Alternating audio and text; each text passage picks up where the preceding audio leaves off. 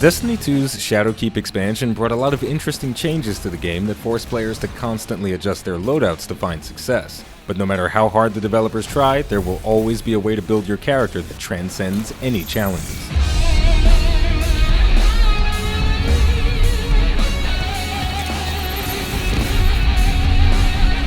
In today's video, we're going to take an in-depth look at the Sentinel Titan's Code of the Commander and loadouts that will help you blow shit up regardless of where you are in the solar system.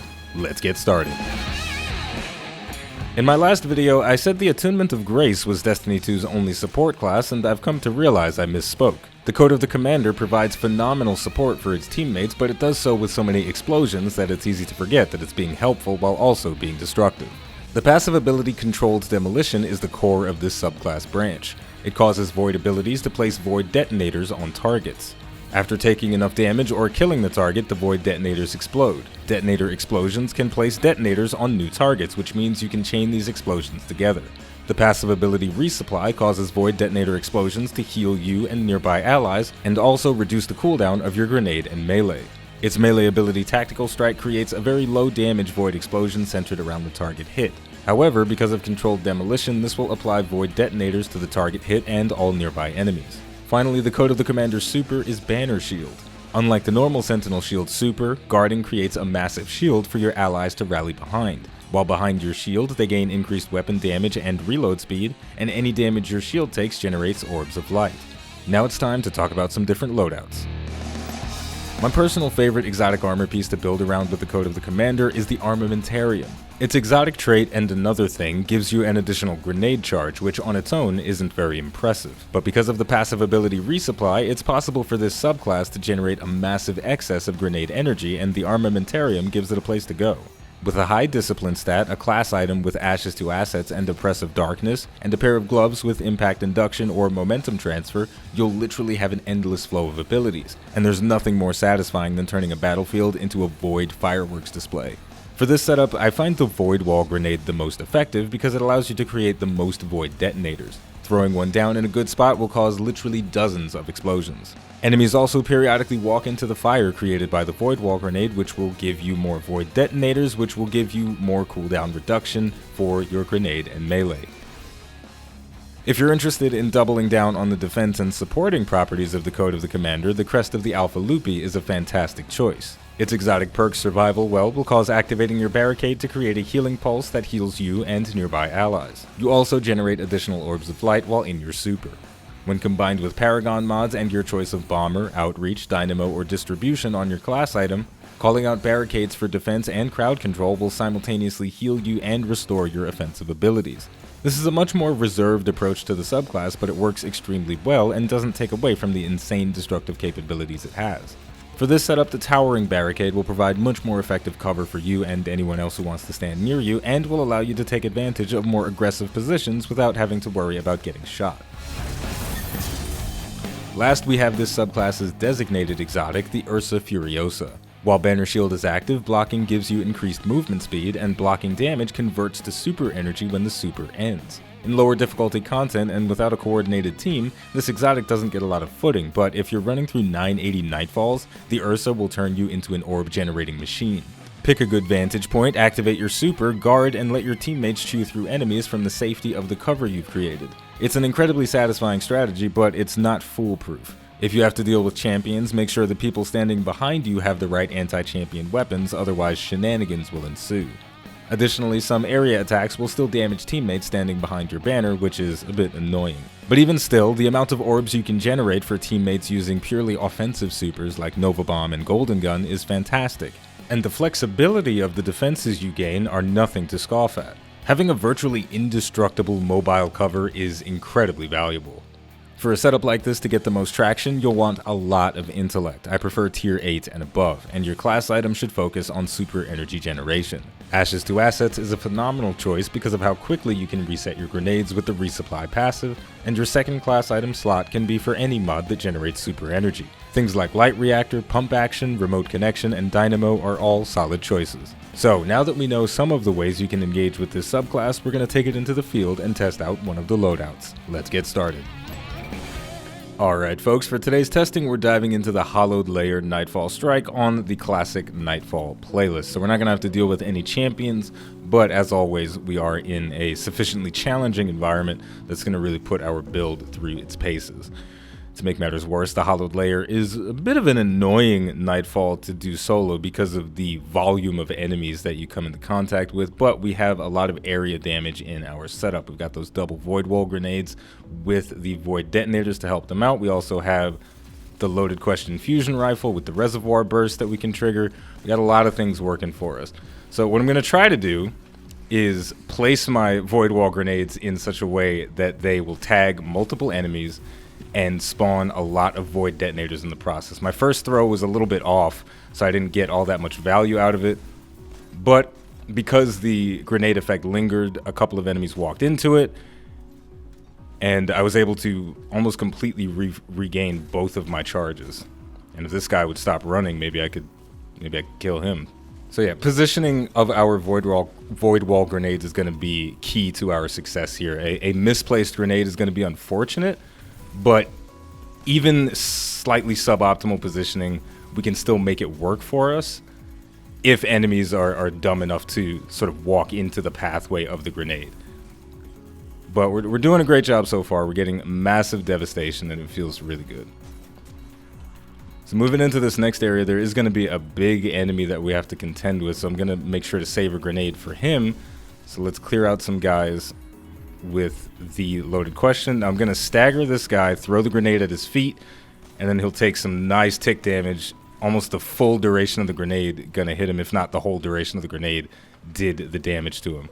I'll throw another one at this guy because I feel a little bit out of position here. Going to activate the rally barricade just to keep myself nice and secure because I knew there was a sniper up there. I'm going to have to pull back here. Oh, this is bad, this is bad, this is bad. This is bad. Okay, I 100% hate this Nightfall a lot, but we're doing okay. We're going to keep struggling along, and it's going to be okay. So let's deal with that sniper up there and continue pushing along and try not to get killed by the screeps. I'm going to throw a void wall at those two, and the detonator is going to restore almost half of the entire grenade. And this is what it's all about, though, just getting as many chains as possible, hitting as many targets with our void wall, and then that lingering effect. Like this guy, he ran through the fire and applied an additional detonator to himself, which gave me a little bit more energy for my next throw, which I'm going to place right there in between all those guys. Melee gonna apply to this guy. He's gonna blow up. It's just all about trying to get as much flow with your grenade energy as possible. Now, even though we gain a fixed percentage of grenade energy from breach refractor and from our void detonators, it's still nice to have a lot of discipline in a build like this because of the moments where you're just passively walking through from one area to the next. You're able to get that grenade energy kind of topped off a little bit. Let's go ahead and break that arc shield with the loaded question and continue right along. Let's throw a grenade because I'm kind of afraid that I'm going to miss a lot of shots because I feel super inaccurate right now. But yeah, so even in a build like this, having a high amount of discipline is nice because right here, this scenario, there's not many grenades that I want to throw out. There's not many void detonators that I'm going to get to apply. So I just want to have that ambient regeneration. Nearly killed myself. That was unintentional.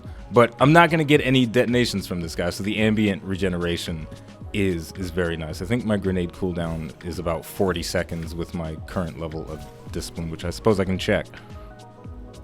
45 seconds, yeah, not bad. Now this next section of the Nightfall, we're going to have a crazy amount of enemies to deal with as well as a spider tank, so this is really going to put the explosive capabilities of the void detonators to the absolute limit. So I'm going to try and get some preemptive throws on their spawn in and try and get those detonators to move organically from enemy to enemy so we get some nice chains. Wasted a couple of detonations there because my grenade refilled faster than I was expecting it to.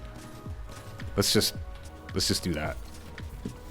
And now that the tank is here, if I can get a void wall grenade underneath him, then that's just going to tick away, dealing some pretty insane damage to the tank.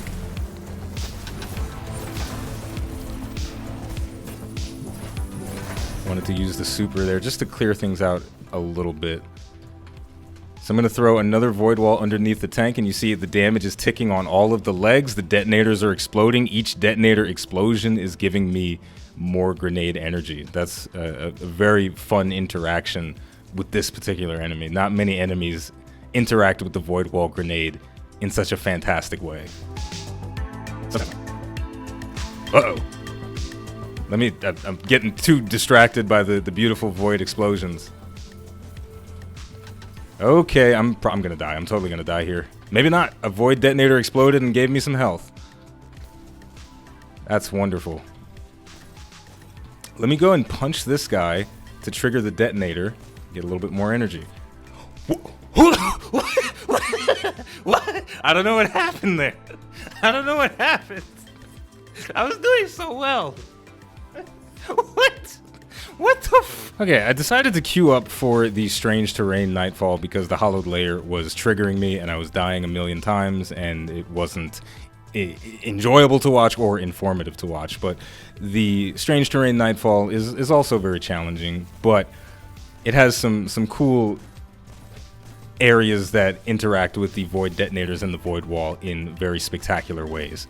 Whenever enemies are funneling towards you, especially melee enemies, throwing down a void wall is fantastic. The enemies are guaranteed to walk through it and apply a detonator to themselves, and the explosions that will follow are glorious. Now, one of the main reasons that I enjoy the Code of the Commander more than the Code of the Protector is just the power of the neutral game and the fact that it scales regardless of how strong the enemies are. The void detonators are always going to be powerful and easy to manipulate. Whereas the melee ability for the Code of the Protector, the one that gives you the overshield, it's more difficult to engage with that gameplay loop when you are in an environment like a 980 Nightfall, 980 Nightmare Hunts, and even raids.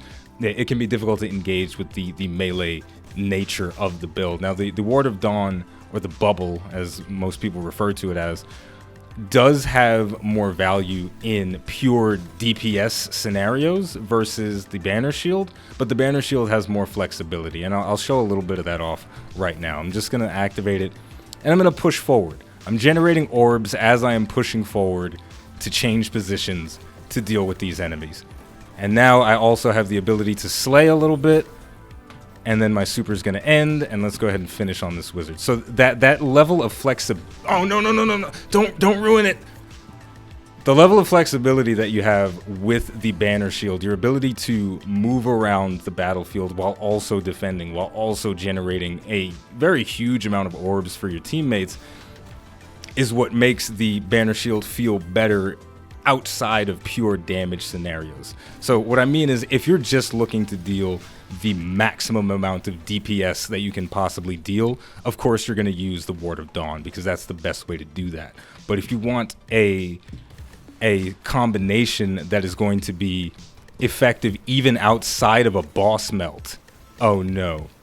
If you want a combination that's going to have value when you're just killing trash ads like I'm doing right now, we're moving through a strike, we're changing positions constantly, we're not just chunking grenades into a static target. That's where the Code of the Commander excels and feels significantly better than the Code of the Protector overall.